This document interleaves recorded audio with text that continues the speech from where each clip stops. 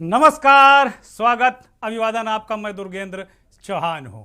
आप सोच रहे होंगे कि रात 8 बजे मंथन कैसे, क्योंकि ये प्रोग्राम आपका अपना कार्यक्रम मंथन अभी तक जो भी ये लगभग 7-8 महीने 10 महीने का जो ये सफ़र रहा, ये बहुत सुखद रहा और आप दर्शकों का भरपूर प्यार हमें रात 9 बजे ये कार्यक्रम जब हम लेकर आए थे तो मिला। और लगातार मंथन का जो कार्यक्रम है वो अभी तक आधे घंटे का वक्त है और यूँ कहिए कि 20-22 मिनट ही इसमें दर्शकों के लिए मिल पाते थे।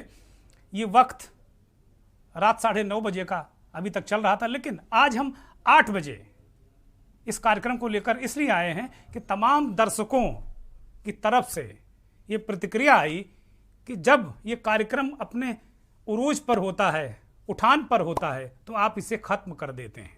मैंने तमाम दलीलें भी दी कि भाई यही किसी कार्यक्रम की खूबसूरती यही है कि जब अपने चरम पर वो कार्यक्रम हो तभी वो ख़त्म हो जाना चाहिए, लेकिन दर्शकों की जिद के आगे हम मजबूर हैं।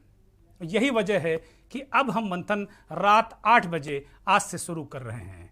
बाबा भोलेनाथ का दिन है आज, यानी सोमवार, और आज मंथन के रात 8 बजे के पहले एपिसोड में भी हम काशी की ही बात करेंगे।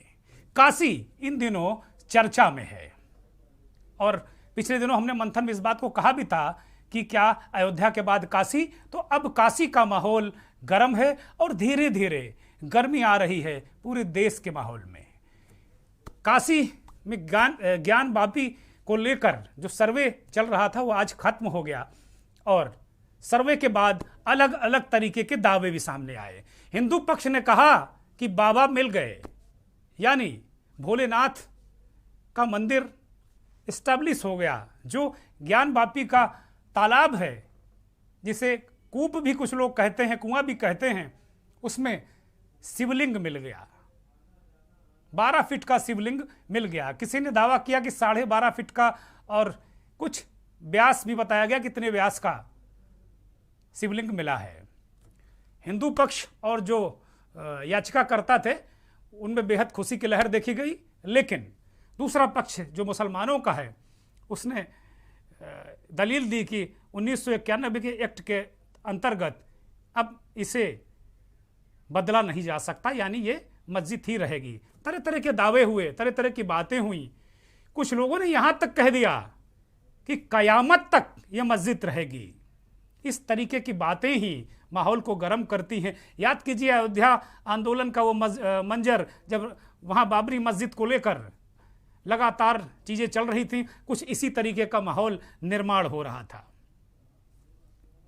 अगर आम आदमी मुझे इस पूरे मसले की, ज्ञान वापी पूरे मसले की, ना तो बहुत ज़्यादा मुझे ऐतिहासिक समझ है और ना ही मैं इसे पौराणिक और आध्यात्मिक रूप में बहुत गहराई से जानता हूँ, लेकिन एक आम भारतीय होने के नाते, एक आम उत्तर प्रदेश वासी होने के नाते मुझे सिर्फ इतना लग रहा है कि काशी में भी अयोध्या जैसा माहौल बन रहा है। मंथन में आज हम बात करेंगे, क्या मिल गए बाबा? लेकिन एक ऐसा साक्ष्य जो बिल्कुल ही बाहर है और जो बहुत बड़ा सबूत है, अपने आप में वो बहुत बड़ा एविडेंस है। सारे साक्ष्य मिले हैं कि यह मंदिर है, मंदिर रहा। नंदी की तपस्या सफल। ज्ञानवापी मस्जिद थी और जब तक अल्लाह दुनिया को कायम रखेगा मस्जिद रहेगी इंशाअल्लाह ताला।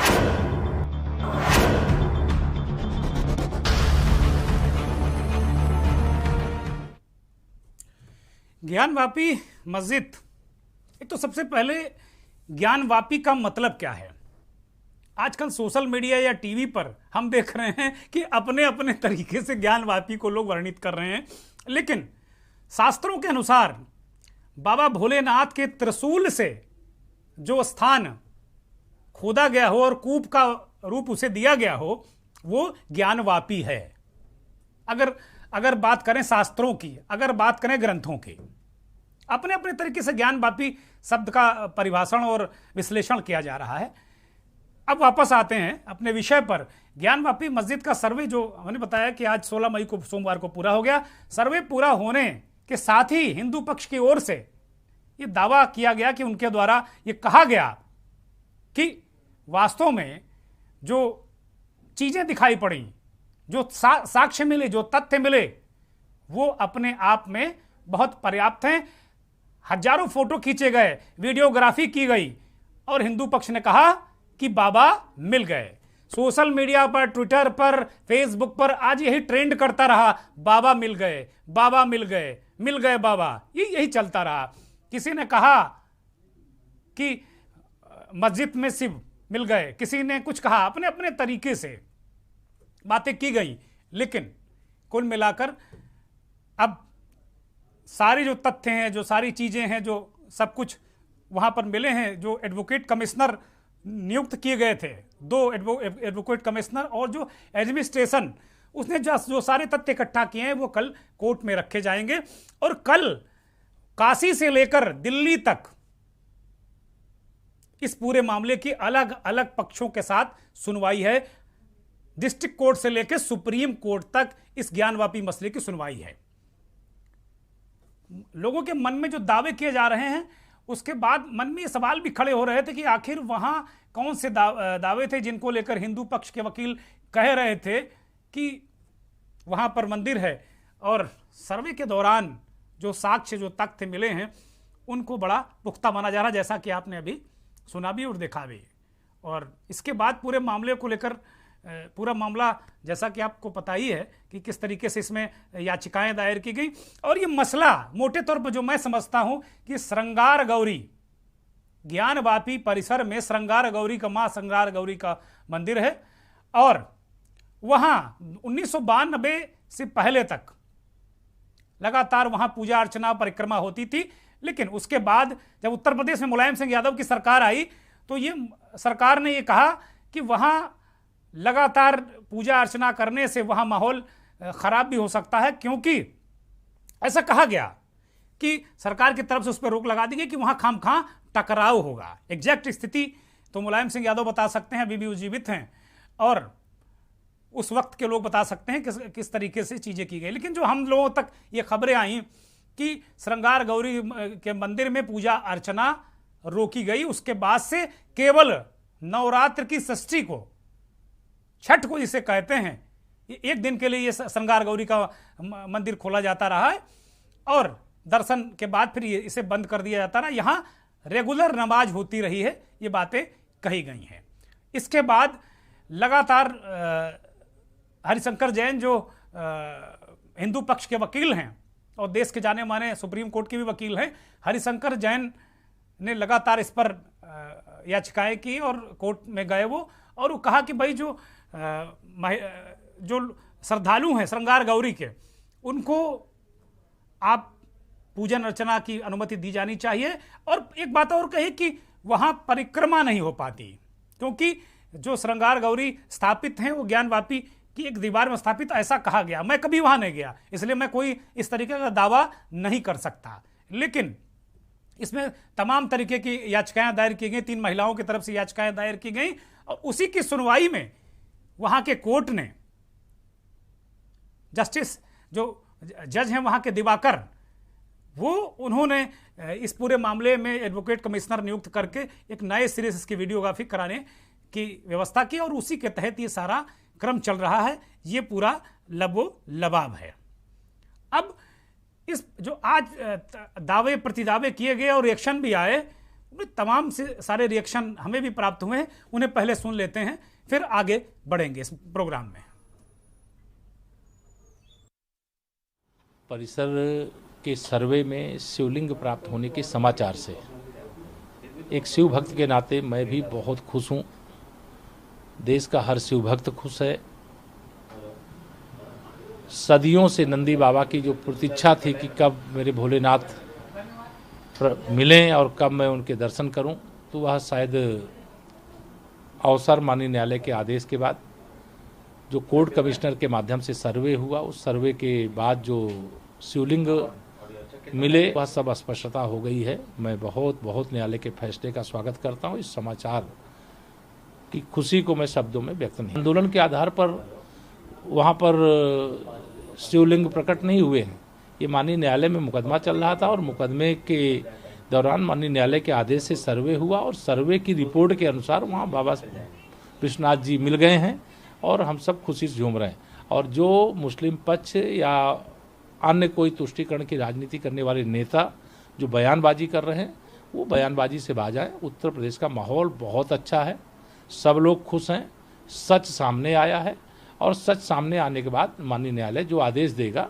मुझे लगता है कि हम सरकार के रूप में ये कह सकते हैं कि आदेश का पालन करेंगे और हर शिव भक्त इसका स्वागत करेगा। देखिए, कोर्ट के नियंत्रणाधीन है सारा चीज और मेरे जैसे लोगों को उस पर टिप्पणी करना उचित नहीं है, लेकिन जितनी सारी बात आप कह रहे हैं चैनलों पर देखा जा रहा है और चैनलों पर देख करके लोगों की प्रतिक्रिया आ रही है कि नंदी की तपस्या सफल हुई। अगर आजादी के बाद आक्रांताओं के द्वारा, मुगलों के द्वारा किए गए अन्याय की जांच शुरू करवानी चाहिए थी, लेकिन उन्होंने तुष्टीकरण की राजनीति की और हिंदू और मुसलमानों में खाई पाटने का काम किया और ओवैसी कोर्ट पर भरोसा रखे, धमकावे, डरावे, दबाव न डाले, सुपर जिन्ना बनने की कोशिश न करे। देश कानून से चलेगा। अभी ज्ञान माफी का मामला कोर्ट में है। निश्चित बात है कि जब शाश्वत सत्य सनातन धर्म पर मुगलों का आक्रमण हुआ है तो मुगलों ने सारे आस्था के, क्योंकि उत्तर भारतीयों के जो प्राण हैं वो मंदिर ही हैं, तो उस मंदिर को तोड़ करके बिन कासिम ने और औरंगजेब ने वहाँ पर मस्जिद का निर्माण कर दिया है। इसलिए आप जब देखेंगे तो नीचे मंदिर का प्रारूप है और जल्दी जल्दी उसके ऊपर कोई ढांचा बना करके उसको मस्जिद का आकार दे दिया गया है। तो निश्चित रूप से जो मुगलों ने इस देश पर बर्बरतापूर्वक हमारी आस्था के प्रतीक मंदिरों को तोड़ा है, उनका केवल एक ही ध्येय था कि यहाँ के सारे मंदिर को तोड़कर यहाँ की आस्था को तोड़ देने का कार्य किया गया है। तो वो सारी चीज़ें आज आ रही हैं। मुझे लगता है कि जितने पढ़े लिखे समझदार मुस्लिम लोग हैं उन लोगों को ये बात समझनी चाहिए कि कोई भी राष्ट्र यदि चलता है तो वो सत्य के रूप में चलता है, और सत्य है कि यहाँ मंदिर से पूरे देश की पहचान थी, खासकर उत्तर भारत में, चाहे वो मथुरा का हो, चाहे वो काशी का हो, चाहे वो अयोध्या का इतना बड़ा राम जन्मभूमि का फैसला आया जिसमें न्यायपालिका ने हम लोगों को न्याय दिया है। इतिहास है उसका, सभी लोग वहाँ जानते हैं कि औरंगजेब के काल में औरंगजेब ने ही तोड़वाया था। तो वहाँ पर आधा भाग तोड़ करके मस्जिद बना दिया, आधा भाग आज भी है। बाहर से देखने के बाद स्पष्ट हो रहा है कि मंदिर का ऊपर का गुम्बद तोड़ा गया है, आधे भाग में मस्जिद बनी है। ये सारे साक्षात दोबारा दिखाई दे रहे हैं।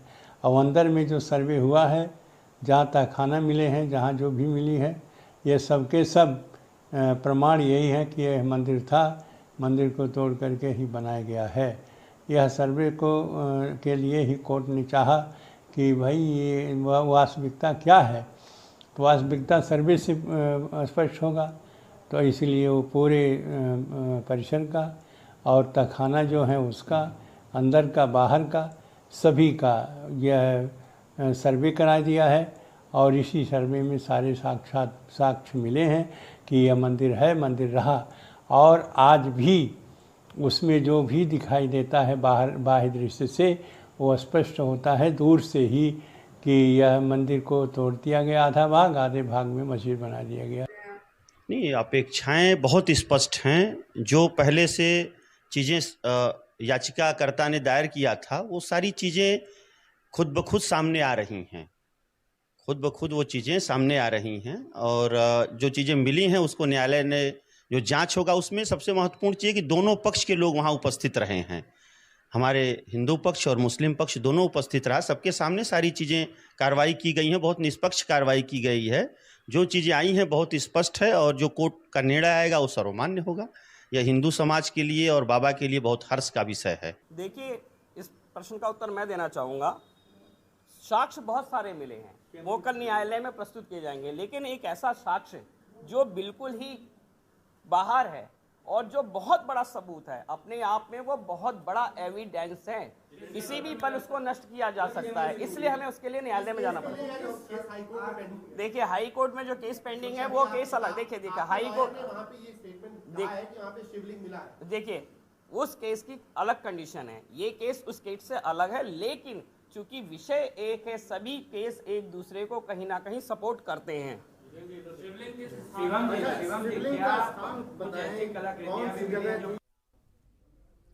आपने सुना कि किस तरीके से हिंदू पक्ष के लोग और साधु महंत संत ये तर्क दे रहे हैं। उनके तर्क हैं कि औरंगजेब ने बाबा विश्वनाथ का मंदिर तोड़कर एक भाग में मस्जिद बनाई। ये कोई गलत तथ्य नहीं है, ये हुआ क्योंकि भारत में औरंगजेब ने जिस तरीके से हिंदू मंदिरों को तोड़ा फोड़ा नष्ट किया वो तो इतिहास में दर्ज है, ये कोई अलग बात नहीं।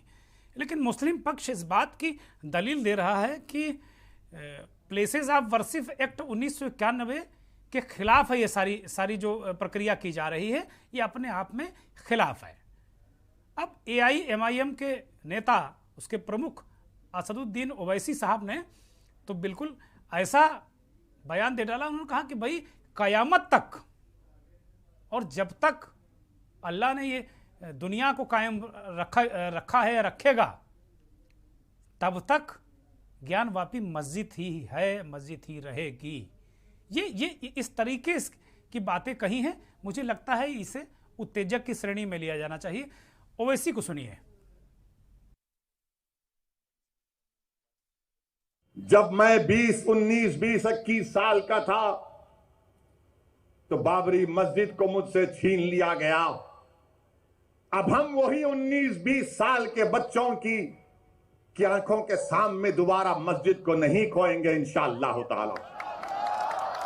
क्या आप तमाम लोग अहद लेते हैं कि हम कोई मस्जिद को नहीं खोएंगे? क्या आप अहद लेते हैं कि अब हम कोई मस्जिद को नहीं खोएंगे? अगर अहद लेते हैं तो हाथ उठा कर कहिए नारे तकबीर, नारे तकबीर। इनको पैगाम मिलना चाहिए, मस्जिद को अब हम नहीं खोएंगे। तुम्हारे दिल फरेब और हथकंडों से हम जान चुके तुम्हारे हथकंडों को। और अल्लाह के रसूल सल्लल्लाहु अलैहि वसल्लम का हदीस शरीफ है कि मोमिन वो है जो 2 बार एक सुराख से नहीं डसा जाता। अब हम दोबारा नहीं इनको डसने देंगे। मस्जिद है और रहेगी इंशाअल्लाह ताला सुबह क़यामत तक। ज्ञानवापी मस्जिद मस्जिद थी और जब तक अल्लाह दुनिया को कायम रखेगा मस्जिद रहेगी इंशाअल्लाह ताला। सुना आपने? ओवैसी कह रहे हैं कि भाई मैं जब 20-21 साल का था तब बाबरी मस्जिद गिरा दी गई और अब आप लोग 20-21 साल के हैं तब ये किया जा रहा है। और वो कह रहे हैं कयामत तक हम इसे छीनने नहीं देंगे। इस तरीके की बातें मुझे लगता है कि किसी ने भी इस तरीके की इतनी उत्तेजक बातें मुझे नहीं लगता कि किसी ने कही होंगी। कुछ 1-2 बयानात और सुनाते हैं, फिर एक ठीक ठाक पैनल हमने आज बुलाया है। हालांकि मंथन का ये कलेवर नहीं कि बहुत बड़ा पैनल हम रखें, कुछ विशेषज्ञों के साथ हम बात करते हैं, लेकिन आज हमने जो अपनी सीमाएं थी उनको हमने तोड़ा है क्योंकि विषय बहुत बड़ा है। वाराणसी ज्ञानवापी मंदिर में सर्वे के दौरान एक कमरे में शिवलिंग प्राप्त हो गया है। बहुत आनंद का समाचार है और दोनों पक्षों की और उनके वकीलों की उपस्थिति में उसे प्राप्त किया गया है। इसलिए वो स्थान जहां शिवलिंग है वो मंदिर है, अब भी है, 1947 में भी था। यह स्वयं सिद्ध हो चुका है। मैं आशा करता हूं कि इस साक्ष्य को समस्त देशव्यापी अब स्वीकार करेंगे। आज जो सर्वे हुआ, आज जो हम लोगों ने सर्वे किया, एक तालाब बना हुआ है बीचों बीच में, उस तालाब के बीच में एक कुआं की आकृति बनाई गई है जिसके बीच में इन लोगों का कहना था कि फव्वारा है। हम लोगों को संदेह हुआ कि फव्वारा तो भाई पानी के ऊपर होता है, भीतर कैसा फव्वारा है। हम लोगों ने इस पर एक आपत्ति कल लगाई थी माननीय अधिवक्ता कमिश्नर महोदय के संदर्भ में कि भाई इसको आप पानी हटवाइए, अब हम लोग देखना चाहते हैं, इसमें कमीशन होनी चाहिए, इसकी वीडियो रिकॉर्डिंग होनी चाहिए कि आखिर है क्या। तो आज जब पानी अधिवक्ता कमिश्नर महोदय ने प्रशासन द्वारा पानी हटवाया, हटवाने के बाद वहाँ एक शिवलिंग की आकृति की काला पत्थर जो वास्तव में आदि विश्वेश्वर का शिवलिंग है वो पाया गया, जो बीचों बीच में, जिसको ये कहते थे कि फव्वारा है, तालाब में था, बिल्कुल बीचों बीच में था, जिसका वजूद, जिसका आधार नीचे हमको लगता है कि कितने गहराई में नीचे है ये बताना मुश्किल है, क्योंकि सारे रास्ते बंद है अंदर जाने के, चारों तरफ जो दीवारें खड़ी हैं, इसलिए भीतर हम लोग नहीं जा पाए। अब ये हिंदू पक्ष के लोग को आपने सुना, विश्व हिंदू परिषद के कार्यकारी अध्यक्ष आलोक कुमार जी को सुना आपने, ये तमाम सारी चीज़ें हैं। और जिस तरीके से हिंदू पक्ष के लोग कह रहे थे कि भाई वो आदि भगवान शिव का ही शिवलिंग है, वो कहीं कोई फव्वारा वगैरह नहीं है इत्यादि, वो जब आज पानी हटाया गया तो बहुत सारे लोग कह रहे हैं भाई मामला अब साफ हो गया है। बहुत मुद्दे हैं, बहुत सारी चीज़ें इसमें हैं। एक पैनल हमारे साथ मौजूद है, इसमें मैं सबसे पहले परिचय करा रहा हूँ। बिलाल सब्जवारी साहब हैं, देश के जाने माने राजनीतिक विश्लेषक हैं। सीता साहू जी हैं, याचिकाकर्ता हैं, बहुत महत्वपूर्ण हैं। सीता जी याचिकाकर्ता बेहद महत्वपूर्ण है इस पूरे प्रकरण में। आपका बहुत स्वागत है। दिवाकराचार्य महाराज हैं, संत हैं, अयोध्या के जाने माने संत हैं। डॉक्टर JP मिश्रा अधिवक्ता हैं हिंदू पक्ष के। परवेज कादिर साहब हैं, AIMIM के नेता हैं। और अनुपम सिंह भाजपा के प्रवक्ता हैं। और हमारी संवाददाता सोनाली पाटवा भी मुझे नज़र आ रही हैं। बहुत स्वागत आप मेहमानों का, बहुत अभिनंदन। पहले सीधे हम सोनाली के पास चलते हैं। सोनाली, आज दिन भर काशी में एक बहुत गर्म माहौल रहा, गर्मा गर्मी रही, और एक तरफ ये देखा गया कि हिंदू पक्ष ने बिल्कुल ऐलान कर दिया कि नहीं, बाबा मिल गए। आपने क्या देखा सोनाली, और क्या फील किया? आपको बता दें कि काशी में 3 दिन से सर्वे चल रहा है ज्ञानवापी परिसर का, और आपको बता दें आज का दिन भी बहुत गहमा गहमी वाला ही रहा। प्रशासन की तरफ से पूरी सुरक्षा व्यवस्था की गई थी। आज बता दें आपको कि जब टीम, आज का जो सर्वे का दिन था वो 1.5 से 2 घंटे की सर्वे की जाने वाली थी, पर 1.5 से 2-2.5 घंटे की सर्वे आज हुई। और जब टीम बाहर निकली तो हिंदू पक्ष के जो लोग थे उनका साफ तौर पे कहना था, उन्होंने आते ही बोला कि बाबा मिल गए। बाबा मिलने का संकेत उन्होंने शिवलिंग मिलने से कहा कि उनका साफ तौर पे कहना था कि ज्ञानवापी जो परिसर है वहां पे शिवलिंग मिला है और वहां पे शिवलिंग चीजें मिली है। जी ठीक है सोनाली, आप बने रही, आते हैं। अब मुझे लगता है कि अब इस चर्चा में सीता साहू जी को हम आमंत्रित करते हैं। वो याचिका करता हैं, और वास्तव में जो ये 3 याचिका करता है, ये इस पूरे सर्वे की कड़ी बनी। और बाबा मिल गए कि नहीं मिल गए ये तो अभी कोर्ट का जब फैसला आएगा तब पता चलेगा। लेकिन जिस तरीके से उत्साह देखा जा रहा है तो अपने अपने दावे हैं, ऑथेंटिक रूप से यही है। बाकी भावनात्मक रूप से कौन क्या फील कर रहा है ये उसका निजी मामला है। सीता जी, आपने पूरा प्रकरण आपको कैसे लगा? आपने इसमें याचिका क्यों की, और कैसे ये पूरे मामले की शुरुआत कैसे हुई? मैं आपसे जानना चाहता हूं। हमारे करोड़ों दर्शक आपको देख रहे हैं, तो जो भी बात हो वो बहुत ऑथेंटिक बात आप बताइएगा। नमस्कार। नमस्कार। आपको शायद जानकारी नहीं हो, 3 लोग नहीं, हम 5 लोग हैं। पहली राखी जी है जो कि दिल्ली की हैं, और 4 महिलाएं हम बनारस की। मैं करेक्ट कर लेता हूँ, मैं अपने आप को करेक्ट कर लेता हूँ, 5 लोग हैं। अब आप कंटिन्यू करिए। 5 लोग हैं, और हमने श्रृंगार गौरी माता का जो मंदिर है, मंदिर तो अंदर है, हम लोग जहाँ पूजा करते थे वो उनका चौखट है, लेकिन हमारी मजबूरी थी कि चौखट पे ही पूजा करना पड़ता था, और वो भी साल भर में एक बार। प्रशासन ने वो भी बंद कर दिया था। साल भर में एक बार पूजा होती थी, वो भी मात्र 1 घंटे के लिए। तो हम चारों महिलाओं ने, यहाँ बनारस की जो 4 महिलाएं, ये हम लोग को चुकता था, क्योंकि हमारी आराध्य देवी हैं, हम लोग उनकी पूजा करते हैं। इसलिए हम लोग ने ये चाहा कि पूजा प्रतिदिन किया जाए, मात्र 1 घंटे के लिए। उसी में धक्का मुक्की और भीड़ भाड़ 1 घंटे में कहाँ तक संभव, और साल भर में मात्र 1 दिन। ये बातें हम लोगों को चुभती थी। हमने जो है कि आपस में सलाह मशवरा किया। फिर माननीय विष्णु जी से, उनके पिताजी से, हरिशंकर जैन जी से मिलकर हम लोगों ने ये प्रार्थना किया कि हम लोग का जो है कि आप देखिए, तो उन्होंने हमारी बात को सहमति दी, हमारी बात को माना और हमारा कोर्ट में अर्जी दिया। सीता जी, आप कितने वर्षों से मां श्रृंगार गौरी की पूजा कर रही? कितने वर्ष हो गए ये करते हुए? ये काफी समय हो गए, काफी समय से। लेकिन मुझे ये जानकारी बहुत जैसे मैं जाती थी दर्शन करने, पहली बार जब मैं दर्शन करने गई तो फिर मुझे मन हुआ कि दर्शन करने जाओ, तो पता चला कि नहीं, यहाँ साल भर में एक ही बार दर्शन करने को मिलते हैं। जी, तो आप मूल रूप से काशी की रहने वाली हैं? जी, मैं काशी की बहू हूँ।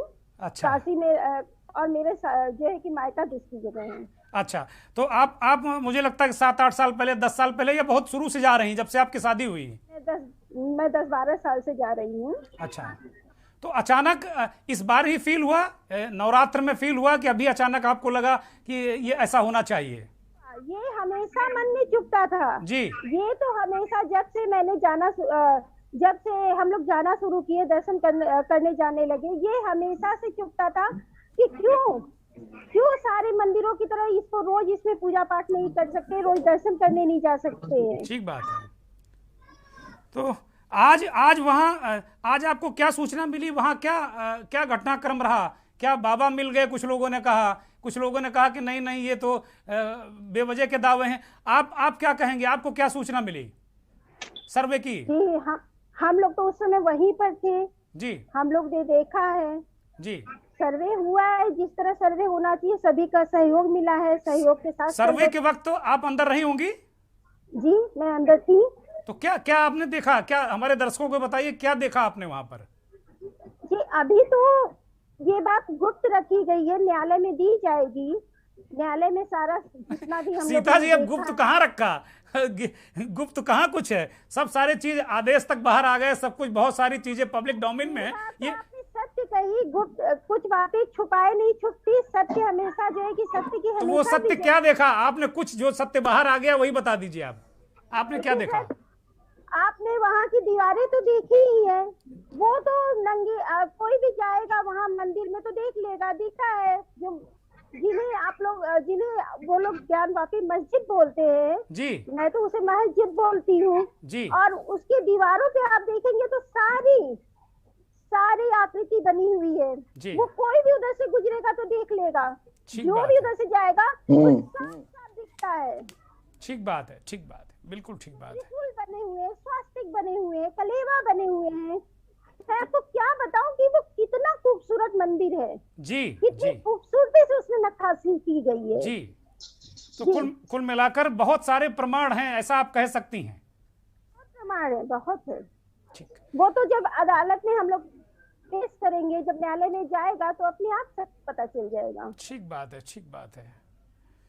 हम अब हमारे जो अधिवक्ता हैं जेपी मिश्रा साहब के पास चलेंगे और इसका लीगल पक्ष समझने की कोशिश करेंगे कि आज सर्वे खत्म हो गया, अब आगे का क्या है। जो आप अगर वैधानिक रूप से देखें, लीगली देखें, और एक हिंदू पक्ष के वकील होने के नाते आपके पास क्या सूचना है? क्या वहां पुख्ता प्रमाण मिले मिश्रा जी?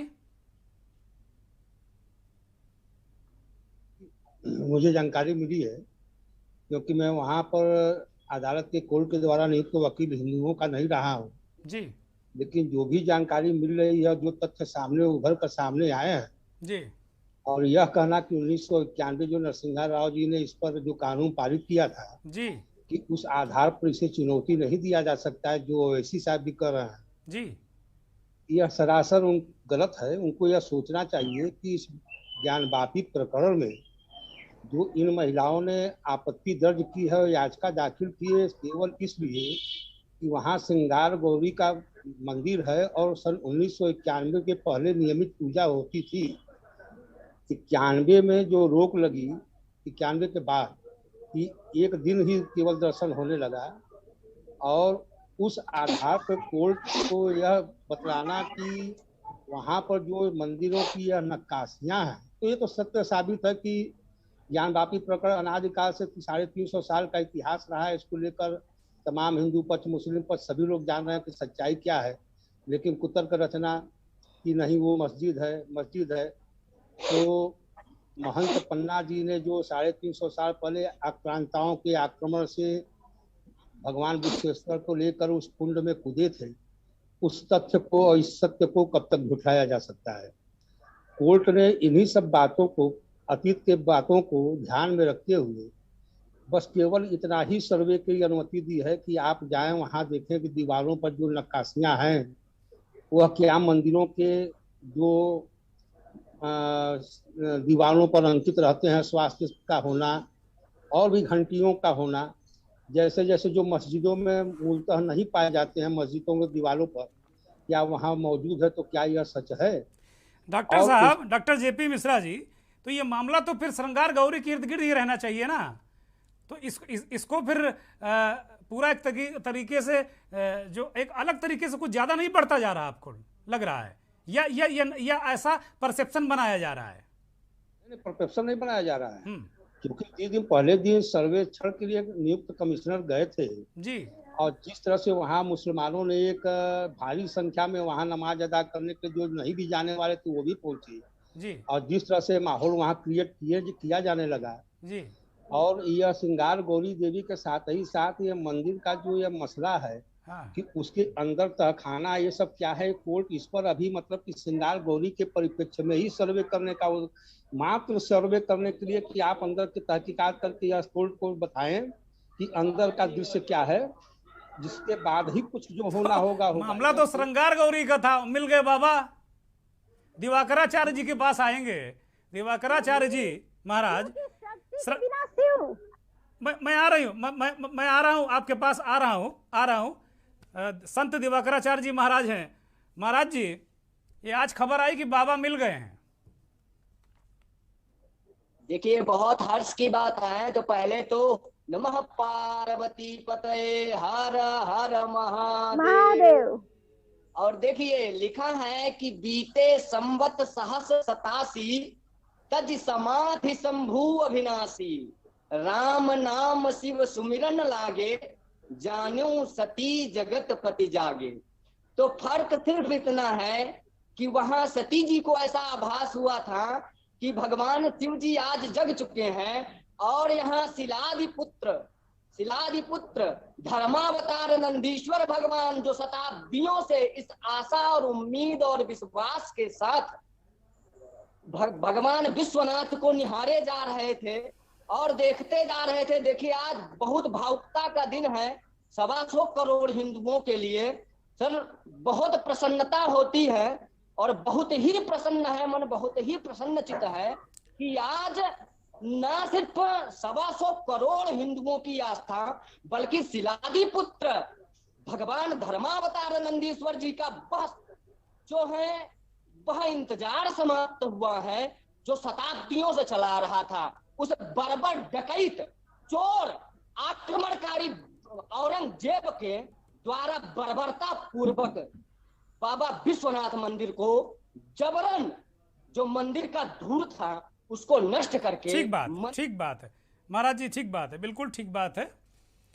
अब असदुद्दीन ओवैसी की पार्टी AIMIM के नेता परवेज कादिर साहब हमारे साथ में हैं।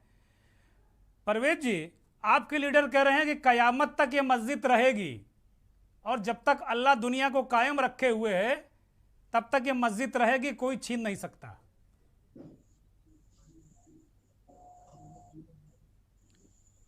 परवेज साहब, अगर सुन पा रहे हो आप मुझे?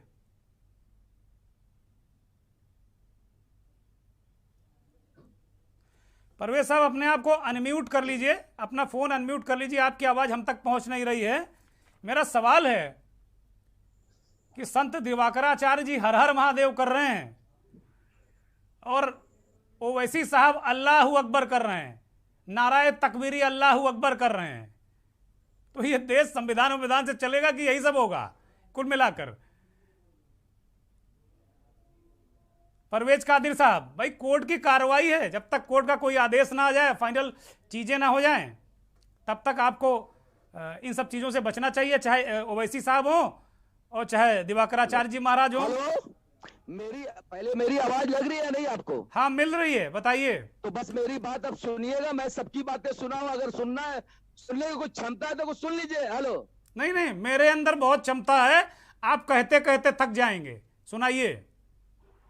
जितने माननीय लोग बैठे हैं जी, इन लोगों से ये पूछ लीजिए, या जो कमिश्नर गए थे कमीशन जांच के लिए कोर्ट द्वारा, ठीक है, उसके अंदर क्या मिला उनको? जो अभी हमारे उत्तर प्रदेश के उप मुख्यमंत्री केशव प्रसाद मौर्य ने कहा मेरी जीत हो गई, कोई कह रहा हर हर महादेव, कोई कह रहा मेरी जीत। अरे एक फुवारे, अल्लाह अकबर तो कह दीजिए, अल्लाह अकबर भी कह गए ओवैसी साहब, उसका भी जिक्र करिए ना। मस्जिदों में मिलेगा, हर मस्जिदों में फुवारा मिलेगा ऐसा काशीदार, वो शिवलिंग नहीं है। हाँ, अब भलो बना दिया जब आपकी फोर्स लगा करके, अब आपको घेर घार करके, चूंकि हमको जाने के लिए मना कर दिया गया।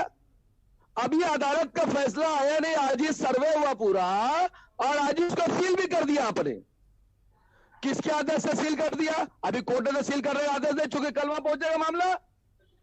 हेलो, और सुनिए, कोर्ट ने ऐसे ही दे दिया, अभी कोई ना बहस हुई, ना फैसला हुआ, ना कुछ हुआ, ना कुछ, एक पक्षी तरीके से कर दिया कोर्ट ने।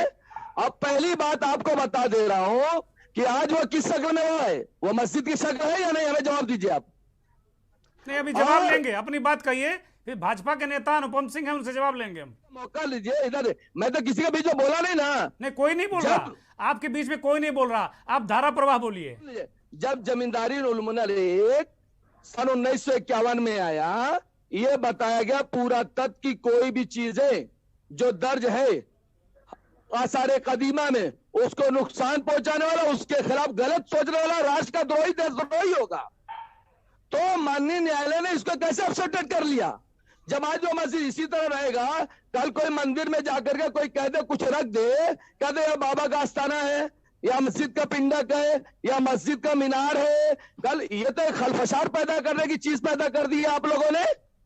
आज की तारीख में वो मस्जिद है, लोगों ने देख रहे हैं, आज 500 साल से लोग देख रहे हैं। आज जिन औरंगजेब बादशाह सलामत को आप आक्रांता कह रहे हैं, जगह अंबाड़ी मठ उन्होंने ही बनाया, उन्हीं के पैसे से बना, उन्होंने तमाम ऐसे मंदिरों उन्होंने बनाया, मैं मिसाल दूंगा आपको। और रह गई बात, और एक बात सुनिए, पता नहीं क्या क्या चीजों ने हुआ है, काल भैरव का पिंड में उन्होंने बनवाया है, बहुत कुछ इमारतें बनाया, दुर्गा जी के पास उन्होंने बनाया है। आपको मिसाल दूंगा, मैं दस्तावेज के साथ दूंगा। और कोई भी मोमिन, सुनिए, संतराज जो होता है ना, सुनिए, हेलो, मैं किसी के बीच में बोला नहीं हूँ, मैं किसी के बीच में। अनुपम जी आ रहा हूँ, अनुपम जी आ रहा हूँ, अनुपम जी आ रहा हूँ। ये बहुत स्वस्थ और मतलब स्वस्थ चर्चा हम लोग कर रहे हैं, माफ कीजिएगा, बताइए। बस सुनिए, 56-59 में बंदोबस्त में वो मस्जिद है, बंदोबस्त लक्ष्य में, बंदोबस्त में 56-59 में, 1291 फसली में जो जियो बनाए, हिंदुस्तान के कानून का आइन को आप बदल देंगे? ठीक बात है, कानून को, ठीक बात है। अरशद साहब आपकी दलीलें, परवेज साहब आपकी दलीलें बिल्कुल ठीक हैं, अपनी जगह उनका एक महत्व होगा। अब जो आपने तमाम सवालात रखे हैं अनुपम सिंह से, इसका जवाब लेंगे, फिर बिलाल भाई के पास जाएंगे, क्योंकि बहुत सारी चीज़ें उलझ गई हैं। मुझे लगता है बिलाल साहब उनको सीधी करेंगे। अनुपम सिंह की बात करते हैं, दस्तावेज पेश करने की बात कही ना, तो आप अभी फिलहाल ज्ञान वापी का दस्तावेज पहुंचाइए सर। वो पहुंचा हुआ है, वो कोर्ट में पहुंचा हुआ है, हाई कोर्ट में भी पहुंचा हुआ है। इंशाल्लाह सब सही रहेगा। आप लोगों से माहौल बिगाड़े तो माहौल बिगड़ेगा नहीं। जो देखिए, बाबर, औरंगजेब, शाहजहां, जितने भी मंदिर तोड़े गए हैं सर, हम सबको लेंगे। एक भी कोई मिसाल नहीं दे सकता तोड़ने का। अनुपम जी, परवेज भाई कह रहे हैं कि भैया औरंगजेब ने बहुत सारे मंदिर बनवाए, ये हम पहली बार सुन रहे हैं, हो सकता है हमारा ज्ञान उतना हो ना, लेकिन ये कह रहे हैं कि मंदिर तमाम मंदिर बनवा दिए, बहुत मंदिर तकसीम किए। हमने तो सुना था कि उन्होंने तोड़ा है, ये कह रहे हैं कि मंदिर बनवाए उन्होंने। आप लोग क्या गलत सलत प्रचार किया करते हैं? बदला गया, जब संविधान बदलने की कोशिश की जा रही है तो इतिहास बदलने में कितना देर लग रहा है आप लोग को? नहीं, आप लोग का कितना देर लग रहा है इतिहास बदलने में भैया? हेलो, इतिहास बदलने में कितना देर लग रहा है? संविधान जब बदलने की कोशिश की जा रही है। चलिए और मैं ये आपको विषयांतर मत करिए परवेज भाई, विषयांतर मत करिए। और आपकी पार्टी के जो चीफ हैं वो सुप्रीम कोर्ट के बहुत बड़े वकील हैं, वो क्यों नहीं मुकदमा मुस्लिम पक्ष का लड़ते हैं आके? वो केवल बयान ही देंगे क्या? बिलाल साहब, ये मामला बड़ा उलझा हुआ है और अब हिंदू पक्ष ने कह दिया कि बाबा मिल गए। ये कह रहे हैं कि भाई उसको आप, जो मस्जिद है उसको आप 1991 का जो एक्ट है उसके मुताबिक आप कुछ कर ही नहीं सकते हैं। तो ये विवाद क्या है? क्या इसके पीछे राजनीति है बिलाल साहब, या आस्था का प्रश्न है? देखिए दुर्गेंद्र जी, इस सारे डिबेट को मैं गौर से सुन रहा था और सभी पैनलिस्टों से एक गुजारिश है कि जब कोई भी पैनलिस्ट बोले तो दूसरा पैनलिस्ट उसको खामोशी से सुने, और ये मॉडरेटर एंकर की जिम्मेदारी है कि वो पूरे उसको जितनी खूबसूरती से कंडक्ट कर रहे हैं उसी तरह कंडक्ट करते रहें, ताकि इसका एक ग्रेस बना रहे। अब मैं एक शेर कहना चाहूंगा कि गैर मुमकिन है सुलझ जाए ये गुत्थी, गैर मुमकिन है सुलझ जाए ये गुत्थी, अहले दानिश ने बड़े सोच के उलझाई है। अहले दानिश ने बड़े सोच के उलझाई है। देखिए, मैं दोनों पक्षों से ये अनुरोध करूंगा, दोनों सम्मानित पक्षों से अनुरोध करूंगा कि अपना संयम बनाए रखें और ये मसला टेलीविजन डिबेट्स, सड़कों पर डिबेट्स का, सड़कों पर नारेबाजी करने का, सड़कों पर परसेप्शन बनाने का, अपने पॉइंट स्कोर करने का नहीं है। अब ये मसला न्यायालय के अधीन है। संयम के साथ दोनों पक्षों को, अगर न्यायालय का जरा सा भी ख्याल है, उसकी गरिमा का ख्याल है, उसके सम्मान का ख्याल है, तो हमें उसमें विश्वास करते हुए आगे बढ़ना चाहिए, नंबर 1।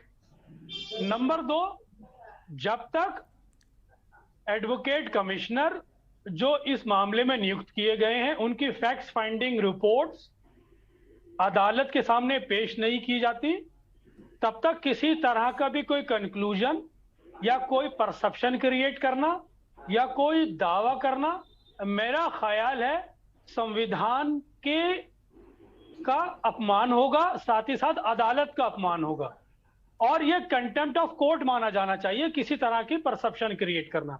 यह मसला अदालत के अधीन है। सभी पक्षों को चाहिए कि अपने आर्गूमेंट, अपने बेस्ट वकील, अपनी अच्छी से अच्छी दलीलें, अपने अच्छे से अच्छे सबूत अदालत में पेश करें, ताकि इस देश के अंदर लॉ एंड ऑर्डर मेंटेन रहे। नंबर 3, इसके अंदर एक चीज बहुत माइन्यूट ऑब्जर्वेशन करने की है कि हमें जहां न्यायालय का इसमें सम्मान करना है, वही इस चीज को भी मॉनिटर करना है कि कहीं कोई पॉलिटिकल इंटेंशन से तो कोई काम नहीं हो रहा, कहीं कोई षड्यंत्र तो नहीं रचा जा रहा, कहीं कोई पॉलिटिकल प्रेशर तो नहीं है किसी के ऊपर। ये सभी सामाजिक जिम्मेदारों की, सभी समाज के जिम्मेदारान लोगों की जिम्मेदारी है कि वो निष्पक्ष होके इस सभी चीजों का संज्ञान लें और उसको अदालत के सामने पेश करें। देखिए, ये मसले न ही तो डिबेट से सुलझेंगे, न ही ये परसेप्शन से सुलझेंगे, और न ही ये सड़कों पर भीड़ इकट्ठी करने से उलझेंगे, न ही ये बाबा मिलने के नारे से उलझेंगे, न ही ये अल्लाहू अकबर के कहने से उलझेंगे। ये मसले अदालतों के अधीन है। हम सब लोगों से मैं अनुरोध कर रहा हूं कि हम पूर्व में इस देश के अंदर बाबरी मस्जिद बनाम राम मंदिर के एक बहुत बड़ी उदाहरण देख चुके हैं, किस तरह से आप इन झगड़ों में राजनीतिक पार्टियां अपनी रोटियां सेकती हैं और किस तरह से समाज का ध्रुवीकरण किया जाता है, किस तरह से घर को बांटा जाता है, किस तरह से इसके चक्कर में अर्थव्यवस्था बैठती है। तो मेरा सब लोगों से अनुरोध है कि न्यायालय में विश्वास करें, अपनी दलीलें न्यायालय में पेश करें, अपने अच्छे वकील न्यायालय में पेश करें, अपने सबूत न्यायालय में पेश करें।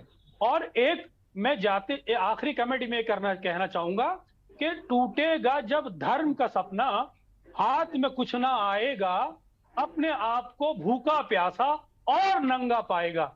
सवाल हिंदुस्तान की अर्थव्यवस्था का है, हिंदुस्तान के लॉ एंड ऑर्डर का है, हिंदुस्तान के विकास का है, जिसके विकास में सब लोगों का विकास छुपा हुआ है और जिसके विकास में सभी लोगों का धर्म सुरक्षित होना चाहिए और है। ठीक बात है। बिलाल साहब ने कहा कि वास्तव में जो विकास है, डेवलपमेंट है, भूख है, प्यास है, वास्तव में यही धर्म है। क्योंकि नाराय तकबीरी, अल्लाहू अकबर और हर हर महादेव से ठीक है, ये अपनी आस्था का प्रश्न है, अपना अपना अपने अपने जो स्थान है जहाँ, उनको आप खूब करिए, लेकिन ये माहौल इस तरीके का बनाने की बहुत उस तरह की ज़रूरत नहीं है। क्योंकि ये कोर्ट का मसला है और कोर्ट ने क्या कहा है क्या नहीं कहा है उसके दायरे में रहकर जब तक एडवोकेट कमिश्नर की रिपोर्ट ना आ जाए, कोर्ट का कोई फैसला ना आ जाए, तब तक ये सारी चीज़ें नहीं होनी चाहिए। हिंदू पक्ष के वकील जेपी मिश्रा साहब मौजूद हैं। मिश्रा जी, ये क्या जो कोर्ट के भी मसलों को इतनी तरीके से इनका फ़ायदा लेने की कोशिश की जाती है? क्या कोर्ट के मसले को बिना कोर्ट के कुछ कहे या कोई निर्णय आए हुए इस तरीके से क्या कहा जा सकता है? क्या जैसे बिलाल साहब ने कहा कि क्या कंटेम्प्ट ऑफ कोर्ट नहीं है? नहीं, देखिए कुछ हद तक बातें सच हैं। ये डिबेट का चर्चा और टेलीविजन पर और सड़कों पर नहीं होनी चाहिए, कोर्ट का मसला है, कोर्ट में ही अच्छे दलीलें और नहीं मिश्रा जी, सबसे महत्वपूर्ण बात है कि जो संविधान की शपथ लेते हैं, हम केशव प्रसाद मौर्य को सुन रहे थे, वो संविधान की शपथ लेते हैं, वो कहते हैं कि तब तक मैं संसूचित नहीं करूंगा, प्रकट नहीं करूंगा, मैं बचपन से ये शपथ सुनता आ रहा हूं।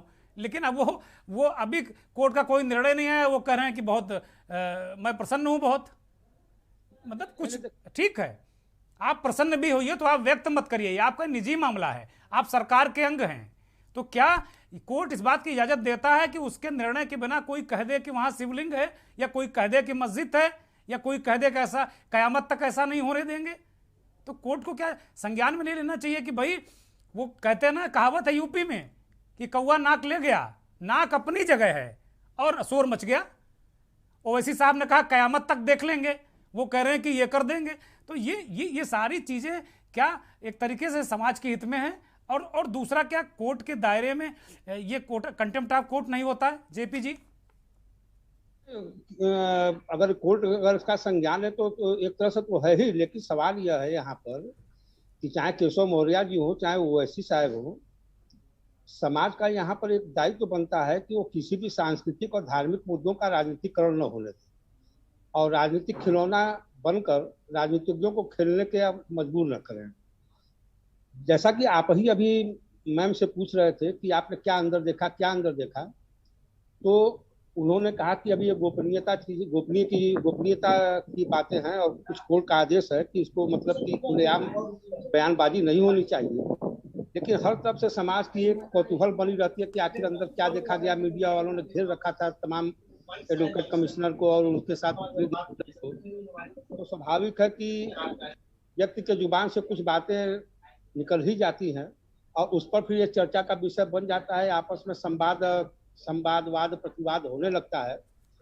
तो इस तरह से हम लोगों को एक बचना चाहिए। कोर्ट ने आदेश दिया, कोर्ट जो एडवोकेट कमिश्नर सभी लोगों ने जांच किया, वहां सर्वे में देखा, इन लोगों को अपना जो है सबमिट करके कोर्ट में पेश करना चाहिए और हम लोगों को धैर्य से इंतजार प्रतीक्षा करनी चाहिए कि कोर्ट इस पर क्या आदेश दे रहा है, और न कि इसके पहले ही हर हर महादेव या अल्लाह अकबर। ओवैसी साहब क्या कर रहे हैं?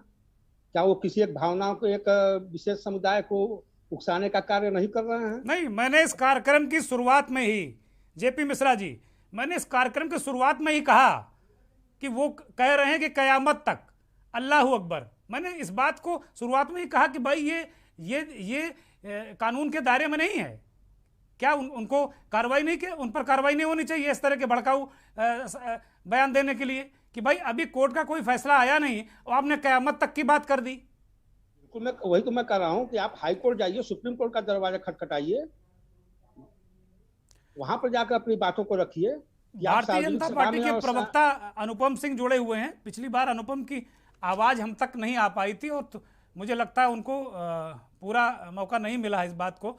अनुपम जी, ये बताइए कि क्या संविधान की शपथ लेने वाला मंत्री इस तरह की प्री मैच्योर टिप्पणी उसको करनी चाहिए जैसा केशव मौर्य ने किया है?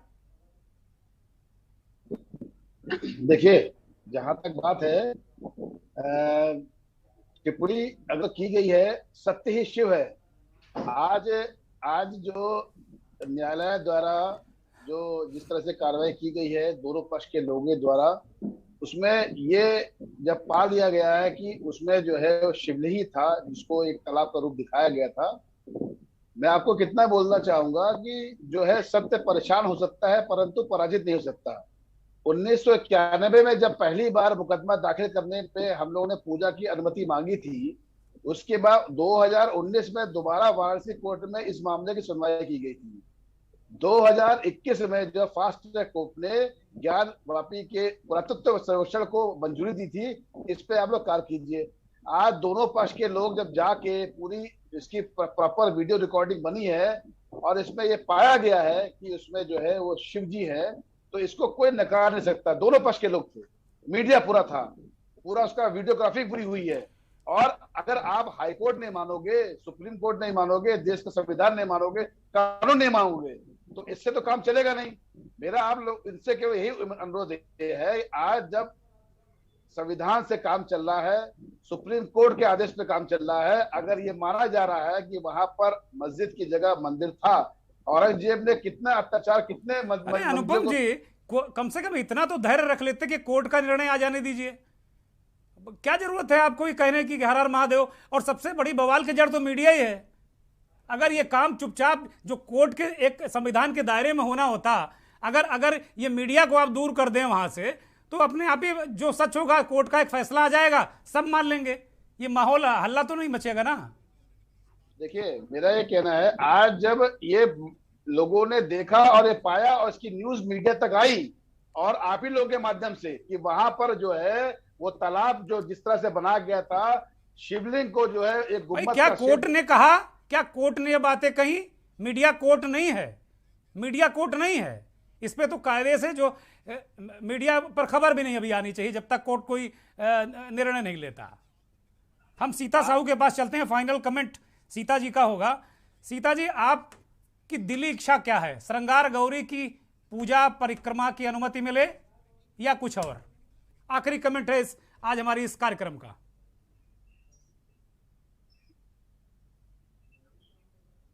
अनम्यूट कीजिए सीता जी, आपका फोन अनम्यूट नहीं है।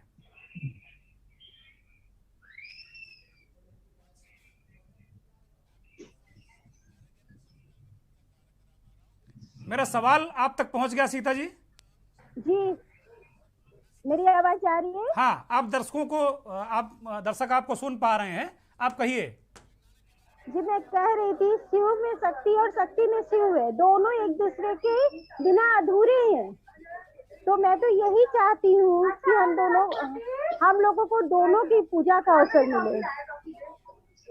अच्छा, आप चाहती हैं कि श्रृंगार गौरी के साथ बाबा शिव की भी पूजा, मतलब आपने कुछ शुभेच्छाएं बढ़ा ली अपनी? महादेव के बिना अधूरी है। अच्छा, ठीक है।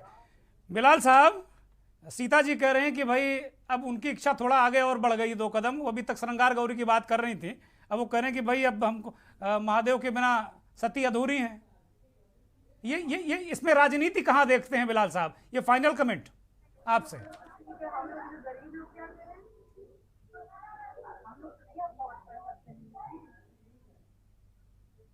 बिलाल जी, अनम्यूट करिए अपने आप को। देखिए, मेरा आखिरी कमेंट दुर्गेंद्र जी यही है कि जब जब धार्मिक भावनाएं अपने उफान पर होती हैं तो बौद्धिकता क्षीण हो जाती है।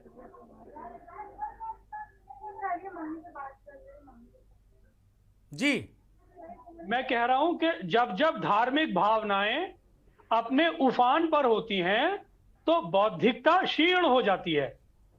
जी, और जो लोग इस मामले के अंदर ऑन रिकॉर्ड अदालत की अवमानना कर रहे हैं, उन्हें पार्टी बनाना चाहिए अदालत को, और अदालत में उन पर केस दायर होने चाहिए।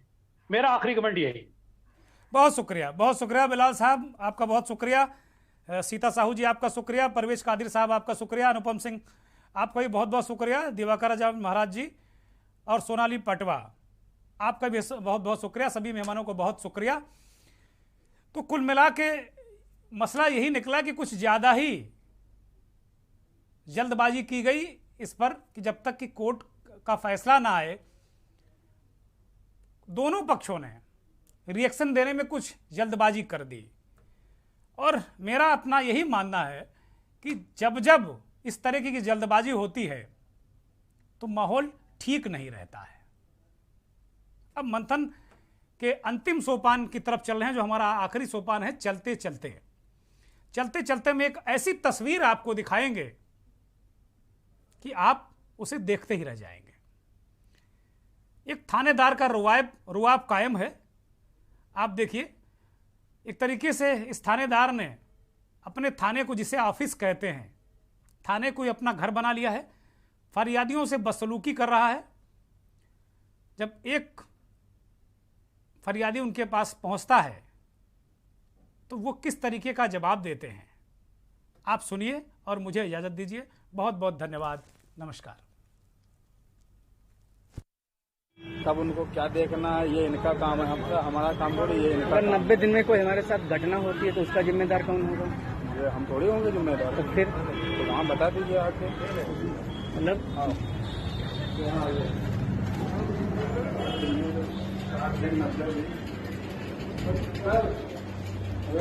सुन लीजिए क्या कह रहे हैं, लौट के बता दो। कह रहे हैं जितना हमने का मुकदमा लिख के आया, विवेचना होगी उसकी। विवेचना आपके भेज रहा हूँ, CCTV आपके खिलाफ भी लिखा जाएगा। ये कह रहे हैं कि अगर इतने टाइम में 60 दिन में 90 दिन में अगर कुछ हो गया, हमारे खिलाफ हमको कुछ हो गया तो कौन जिम्मेदार होगा? इनके बाप जिम्मेदार होंगे जो इनको पैदा किए हैं कि दूसरा। हमने कहा मुकदमा लिख दिया है, अब जब होना विवेचना होगी, घटना तो जो भी है देखा जाएगा। तुम्हारे ऊपर कोई अपराध तुमने खुद अपराध किया है, 5 से 4 तुमने खुद पहले कार्य किया। क्या किया सर? हमारी गलती।